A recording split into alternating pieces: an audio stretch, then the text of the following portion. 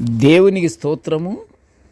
అనుదిన వాక్య ధ్యానమునకై ఈరోజు 2025 సంవత్సరము ఫిబ్రవరి నెల 20వ తారీఖు.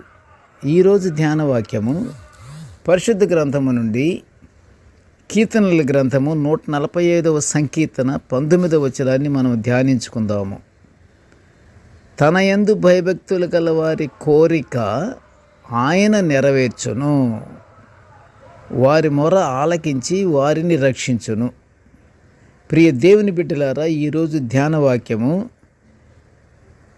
దేవునికి భయపడుచూ ఉన్న ప్రజల కోరికలను నెరవేర్చుచు వారిని రక్షిస్తున్న దేవుని కృపను మనము ధ్యానించుకుంటున్నాము. ఇప్పుడు అసలు మన హృదయాలలో కలుగజేసేది కూడా దేవుని ఆత్మ అని మనం గుర్తించాలి. దేవుని ఆత్మ ద్వారానే మనము మన మనసుల్లో ఏదైనా ఉంటే అది గుర్తించబడేది దేవుని ఆత్మ వలననే.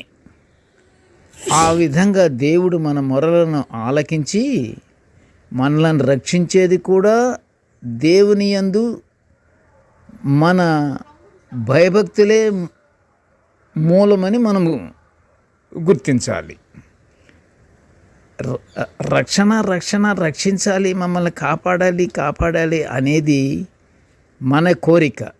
అయితే ఆ కోరిక నెరవేరాలంటే ఏం చేయాలి? మొదటగా దేవుని యందు భయభక్తులు కలిగి ఉండాలి. దేవుని యందు భయభక్తులు కలిగి ఉండటానికి గుర్తేమిటంటే ఆయన ఆజ్ఞలను, ఆయన కట్టడలను అనుసరించి మన జీవితాలు మనము నడుచుకోవటమే. ఆయన ఆజ్ఞలను పాటించాలి. అయితే అంతేకాదు ప్రియ దేవుని బిడ్డలారా, మన మొరలో దేవుని జీవం ఉంటుంది. అందువలననే దేవుడు మన మొరలను ఆలకిస్తాడు. దేవుని పరిశుద్ధతలో మనము తప్పనిసరిగా పాలు పొందాలి. అప్పుడే దేవుని మహిమపరచాలన్న కోరిక మనలో కలుగుతుంది. ఎంత అద్భుతమైన వాక్యం ఇది! కీర్తనకారుడు ఏవి రాశాడు? ఆయన పరిశుద్ధతలో మనము తప్పనిసరిగా పాలు పొందాలట. అప్పుడే దేవుని మహిమపరచాలన్న కోరిక కూడా మనలో ఉంటుంది. అలాంటి ఆసక్తి కలిగిన వారిని ప్రభువు ఆయన కార్యాలను జరిగిస్తాడు. మనలోని కోరికలు నెరవేర్చే వరకు దేవుని కాపుదల మన మీద తప్పక ఉంటుంది. దేవుని యందు భయభక్తులు గలవారు పరిశుద్ధంగా ఉండాలని, తోటి వారికి సహాయకారకులుగా ఉండాలని, దేవుని మహిమపరిచేవారముగా ఉండాలని దేవుడు కోరుకుంటాడు. ఇవన్నీ మరి ఇలా జరగాలి. తోటివారితో ప్రేమగా ఉండాలి, సహాయంగా ఉండాలి, దేవుని మహిమపరిచే వాళ్ళముగా ఉండాలి. దేవుని మహిమపరచటం అంటే ఎప్పుడు అది చెల్లుబాటు అవుతుంది? దేవుని ఆజ్ఞలను పాటించినప్పుడు. అంతేకాదు ప్రియ దేవుని బిడ్డలారా, దేవుని యందు భయభక్తులు గలవారు వారికి ఎదురయ్యే భారాలు, కష్టాలు అవన్నీ తప్పింపబడుటకై ప్రభు సన్నిధిలో ఏడ్చి మొరపెడతారు. దేవుడు ఆ మొరను ఆలకించి అన్ని విధాల వారికి సహాయం చేసి వారిని రక్షిస్తాడు. ఆ మొరలో జీవం ఉంటుందట. ఆ మొర దేవునికి మొర పెట్టుకోవాలి, దేవుని ఆశ్రయించాలి, ఏడ్చి మొర పెట్టాలి ఆయన సన్నిధిలో. కనుక ప్రియ దేవుని బిడ్డలారా, మనం దేవుని యందు భయభక్తులు గల వారముగా ఉండి నిత్యము దేవునికి ప్రార్థనలు చేస్తుంటే ఏ విషయానికి భయపడనవసరం లేదు.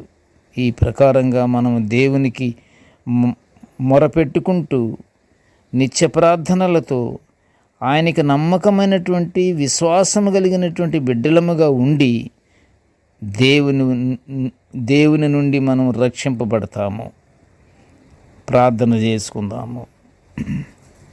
కృపగల తండ్రి, జీవము గల నాయనా, నీకు స్తోత్రములు. ప్రభువా, నీ దివ్య వాక్యాలను మేము నిత్యము ధ్యానించుకునే గొప్ప భాగ్యాన్ని మాకు అనుగ్రహించినందుకు నీకు స్తోత్రములు నాయనా. కృపగల తండ్రి, నేటి ధ్యాన వాక్యమును వినుచున్న ప్రతి బిడ్డను ఆశీర్వదించయ్యా. ఇదిగో తండ్రి, మేము నాయన ఎల్లప్పుడూ తండ్రి నీ యందు భయభక్తులు కలిగి మా కోరికలు దేవా నీకు మొరపెట్టుకుంటూ దేవా నీ సన్నిధిని మేము మా మొరలను దేవా నీ సన్నిధికి చేరేంత వరకు కూడా మేము ఆనందముతోనూ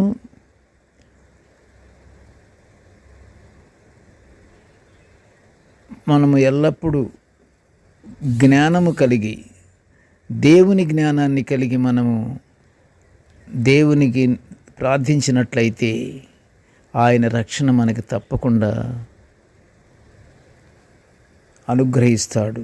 తండ్రి, ఆ ప్రకారంగా మమ్మలను ప్రతి ఒక్కరిని దీవించి ప్రతి ఒక్కరి కోరికలను తండ్రి నీవు నెరవేర్చి ప్రభువా ప్రతి ఒక్కరి యొక్క సమస్యలను నాయన తీర్చి ప్రతి ఒక్కరూ తండ్రి నీ వైపు తిప్పబడే శక్తిని మాకు అనుగ్రహించి మమ్మల్ని ఆశీర్వదించమని ఈ మనవులన్నీ యేసయ్య పుణ్యనామమున వినయముగా వేడుకొంచుంటున్నాము తండ్రి.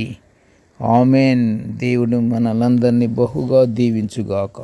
Amen, amen, amen.